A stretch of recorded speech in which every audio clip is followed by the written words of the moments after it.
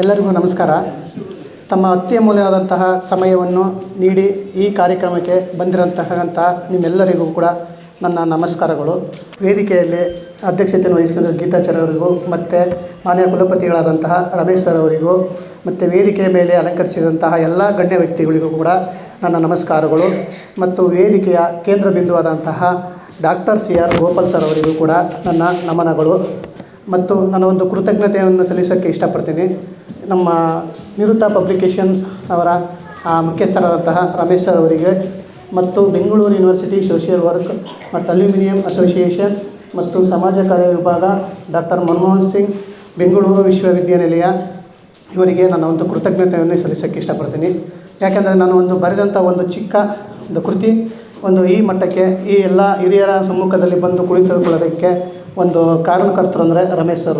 ಯಾಕೆಂದರೆ ನಾನು ನನ್ನ PUC ಯಿಂದ ನಾನು ಈ ಹವ್ಯಾಸವನ್ನು ಬೆಳೆಸ್ಕೊಂಡೆ. ಪ್ರತಿದಿನದ ನನ್ನ ಚಟುವಟಿಕೆಗಳು ಏನಿರ್ತವೆ ಅದನ್ನು ಡೈರಿಲಿ ಬರೆಯೋ ಮೂಲಕ ನಾನು ಈ ಹವ್ಯಾಸವನ್ನು ಬೆಳೆಸ್ಕೊಂಡಿದ್ದೆ. ನಂತರ ಇದೇ ನನ್ನ ಹವ್ಯಾಸ ಮನಸ್ಸು ಮುನ್ನುಡಿ ಎಂಬ ಪುಸ್ತಕ ಆಚೆ ಬರೋದಕ್ಕೆ ಸಹಾಯವಾಯಿತು. ನನ್ನ ಮನಸ್ಸು ಮುನ್ನುಡಿ ಪುಸ್ತಕವನ್ನು ಮೊದಲನೇದಾಗಿ ನಾನು ಅನೇಕ ಈ ಥರ ವೇದಿಕೆಗಳಲ್ಲಿ ನಾನು ಭಾಗವಹಿಸಿದಾಗ ನನಗೆ ಏನಾದರೂ ಪುಸ್ತಕ ಬರೀಬೇಕು ಅನ್ನೋದೊಂದು ಮೊದಲಿಂದನೂ ಆಸೆ ಇತ್ತು. ಅದನ್ನೇ ನಾನು ಮನಸ್ಸಿನ ಬಗ್ಗೆ ಹೇಳ್ಬೇಕು ಅಂತ ಅಂದ್ಬಿಟ್ಟು ಮನಸ್ಸು ಮುನ್ನುಡಿ ಅಂತ ಅಂದಿಟ್ಟೆ. ಯಾಕಂದರೆ ಪ್ರತಿಯೊಂದು ನಮ್ಮ ಜೀವನದಕ್ಕೆ ನಮ್ಮ ಮನಸ್ಸೇ ಕಾರಣ. ನಾವು ಏನಾದ್ರು ನಿರ್ಧಾರ ತಗೊಬೇಕಂದ್ರೆ ನಮ್ಮ ಮನಸ್ಸು ಮುಖ್ಯ. ನಮ್ಮ ಜೀವನವನ್ನು ಉತ್ತಮವಾಗಿ ಸಾಗಿಸ್ಬೇಕಂದ್ರೆ ನಮ್ಮ ಮನಸ್ಸನ್ನು ಮೊದಲು ನಾವು ಕರೆಕ್ಟಾಗಿ ಹತೋಟಿಗೆ ಇಟ್ಕೊಬೇಕು. ಯಾಕಂದರೆ ಅದು ಚಂಚಲತೆ. ಅದನ್ನು ನಾವು ಯಾವುದೇ ರೀತಿ ಏನೇ ನಾವು ಪ್ರಯತ್ನ ಮಾಡಿದರೂ ಕೂಡ ಅದನ್ನು ನಾವು ಕಂಟ್ರೋಲ್ ಮಾಡೋಕ್ಕಾಗೋದಿಲ್ಲ.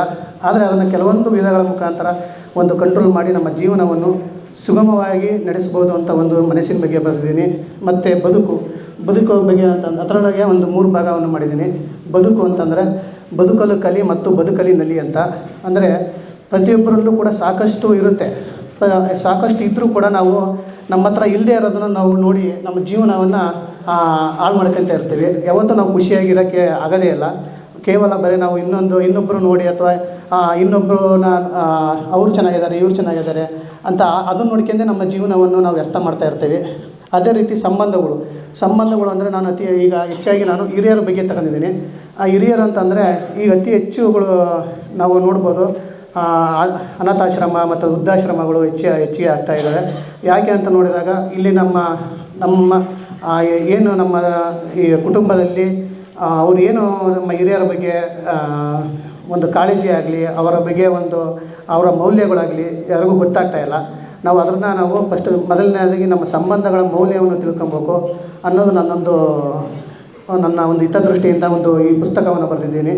ಈ ಪುಸ್ತಕ ನಿಮ್ಮೆಲ್ಲರಿಗೂ ಕೂಡ ಜೀವನದ ಅರ್ಥವನ್ನು ತಿಳಿಸ್ಕೊಡುತ್ತೆ ಅಂತ ಹೇಳೋಕ್ಕೆ ಇಷ್ಟಪಡ್ತೀನಿ.